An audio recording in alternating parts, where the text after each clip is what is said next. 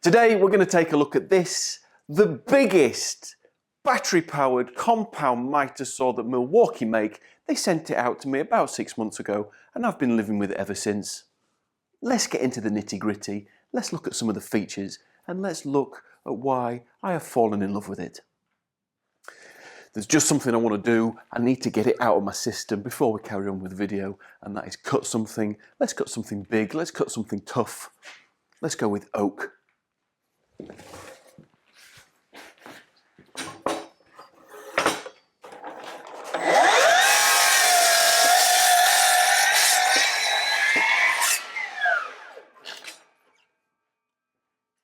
That is why it has impressed me for the last 6 months. All right, confession time. So I was fully and wholeheartedly expecting not to get on with this cordless machine. In my opinion, big capacity compound mitre saws needed plugging in, they needed to be corded, they needed full beans electricity on tap. Until this turned up, there's one thing that I was convinced was going to let it down. We'll find out what that is later. Right, let's take a look at the current setup. This is how we've been running the machine for the last 6 months. So we've got the Milwaukee M18 Fuel OneKey 305mm compound mitre saw. That is a bit of a mouthful. It's the long-winded way of saying the biggest compound mitre saw that Milwaukee manufacture. It's currently running the 12 amp hour M18 high output battery. We're going to talk about that a little bit later on. And it's mounted to the MSUV 280, which is the stand on the wheels. Let's just stick with the stand for a minute. The old setup, the black and yellow one, I think you all know which one I'm talking about, wasn't overly convenient, and I only realised that when we got involved with this one. The saw was heavy, it was awkward to carry. The stand was the same, it was awkward to carry. They had to be moved separately. It meant 2 trips to the van. It just was awkward. This is totally convenient. We choose to leave the saw permanently mounted to the stand. That means it goes in and out of the van in one easy motion, and when you get it to your workplace, it goes from being folded up to stood up and ready to go in a matter of 2 or 3 seconds. So it's called the MSUV 280 for good reason. When the arms extend, the whole thing measures 2.8 meters. That means long pieces of timber are very well supported. The ends of the arms have rollers. That's a new thing for us. The old setup didn't have rollers, this has. But further to that, if you lift the roller up, this becomes a positive stop, meaning that if you've got lots and lots of repeat cuts to make, tune the height, butt your timber up and cut away to your heart's content in the full knowledge that they're all going to be the same length. A couple of final points before we move on to the main event, the saw. All the points of contact, all the knobs, anything you have to get hold of and move is extremely chunky and well made. And the overall build quality, well, we've put it through some absolute punishment this last 6 months, and it's put up with everything we've been able to throw at it. So when it arrived, it came in a box. Pretty obvious. In that box was the following. We got the machine. It would have been a bit of a letdown if that wasn't there. It also came with a dust bag, 2 side handles, 1 workpiece clamp, which we use 100% of the time, obviously. It did come with a blade, a very, very good quality blade, which we've used and is currently away for sharpening.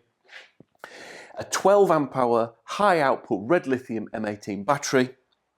And on a side note, these 2 brackets that you see here, they came as part of the stand kit. Right, let's get into some of the features, let's get into the nitty gritty, let's talk about angles. When you need to set the saw to an angle, what you'll find is a series of positive stops all set at the most common angles. If you need to find an angle that doesn't have a positive stop, what you will find is an absolutely confidence-giving lockout mechanism that means when you set the angle, let's say to 27 degrees, which is a common angle for one of our gazebo roofs, you set it, you lock it, you know it's just not going to move, it's not going to slip. That, for use on our daily projects, is absolutely crucial. Fences. These pieces here, the bits that you push your workpiece up to. Good and tall, well engineered, nice and strong, and they also move out of the way. There's a screw on the back and they slide out of the way. That serves two purposes. It will extend your fence, but it will also allow you to use the double bevel feature, which we're going to look at next. The double bevel. Now, not all miter saws are born equal. Some of them only come equipped with a single bevel. This is a top tier machine. It's a double bevel machine. That means it can do this.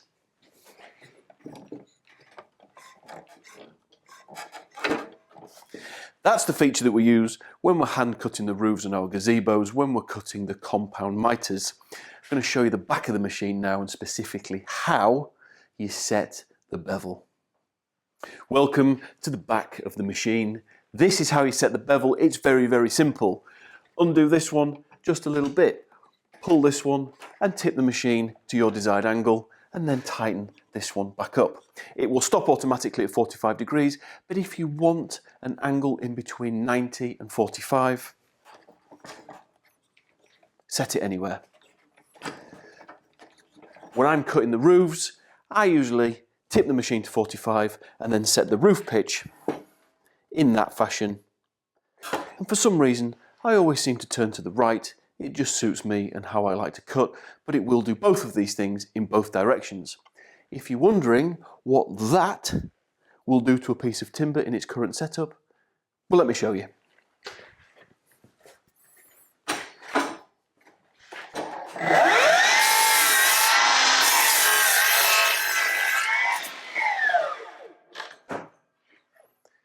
Two angles in one cut.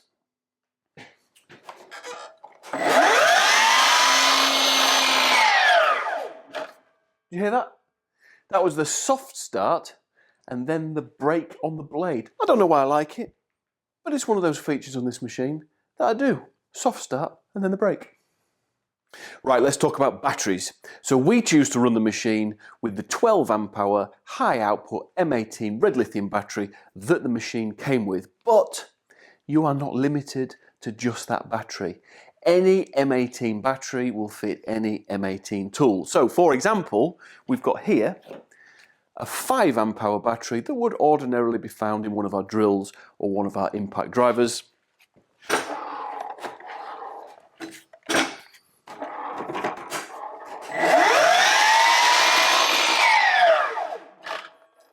And it works just fine and dandy. Now, because it's a fuel machine, perfection is to run a high output battery. That will allow the machine to deliver the absolute maximum that it possibly can, but it will run on any M18 battery. Cut capacity. The reason you would choose to own the biggest miter saw that you can is to take advantage of its cut capacity. The first piece of timber that you saw me cut at the beginning of the video was 92 millimeters thick. It will go one step further. It will cut up to 97 millimeters, which is just under 4 inches, which is a big piece of timber. Sometimes on our gazebos that we build, we have to cut very deep boards, fascia boards for example. In fact, I've got an offcut here. This particular one is just under 11 inches wide or 275 millimeters.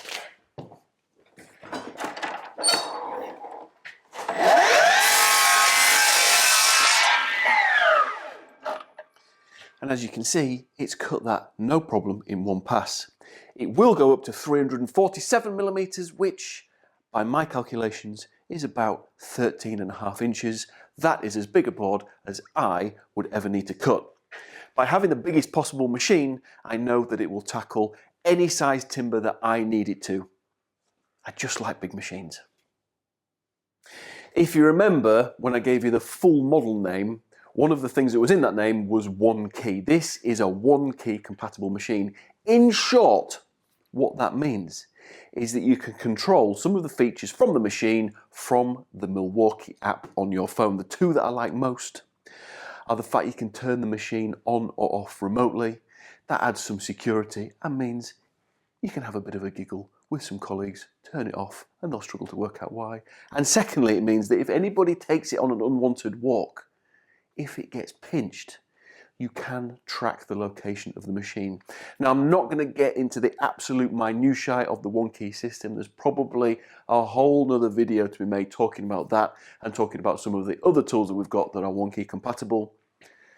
But there's two features from the OneKey system that I very much like and are present on the Mitre saw. So I said earlier in the video that there was one thing, just one thing, that I was concerned about before we got going with this Mitre saw, and that thing is the fact that it's cordless, the fact it takes a battery. I just couldn't see how it was going to deliver enough power, and I was concerned that the batteries were going to go flat every hour or so, and I'd be constantly changing them out, and it would be prohibitive to the daily work rate. Milwaukee claim that this Mitre saw delivers the same power output as a 15 amp corded machine, and having experienced what I have over the last 6 months, I agree with them. In terms of batteries, genuinely, it is a surprise when they go flat. Now, I'm not saying that they don't go flat. Of course they go flat, that's part of running a cordless machine, but having cut big roofs on entire gazebos on one charge, having built big deck frames on one charge, it just isn't a problem. Like I said, it's a surprise when we have to change it out. I thought I was going to hate this machine, but I don't. I absolutely love it. Thank you very much for watching, folks. Please get in the comments with any questions. I'm only too happy to answer them. And if you've got any ideas for more videos, let us know. Thanks for watching. Bye for now.